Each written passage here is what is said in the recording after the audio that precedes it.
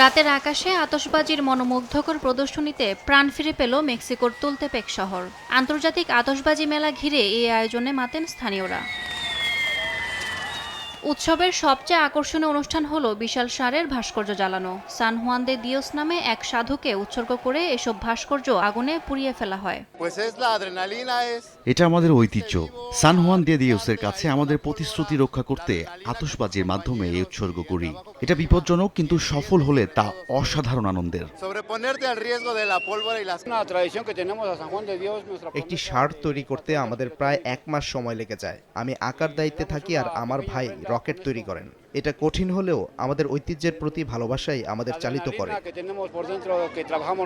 বহু বছরের ঐতিহ্য বহন করছে এই উৎসব। 1988 সালে মেক্সিকো সিটির একটি বাজারে ভয়াবহ আগুন লাগার পর আতশবাজির ওপর নিষেধাজ্ঞা দেওয়া হয়, কিন্তু স্থানীয়দের জীবিকা এবং সংস্কৃতির অংশ হওয়ায় পরের বছর থেকে আবারও এই উৎসব আয়োজন শুরু করে তুলতেপেক প্রশাসন।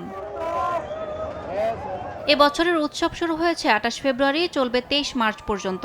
তুলতেপেক এখন রং, আলো আর আতশবাজির ঝলক আর উন্মাদনায় মোড়ানো রোমাঞ্চের শহর। আগুনের খেলায় বিপদের ঝুঁকি থাকলেও ঐতিহ্য আর বিশ্বাসের টানে প্রতি বছর এমনই আলো ঝলমলে উৎসবের সাক্ষী হয় শহরটি। ইয়াসমিন অনন্যা, সময় সংবাদ।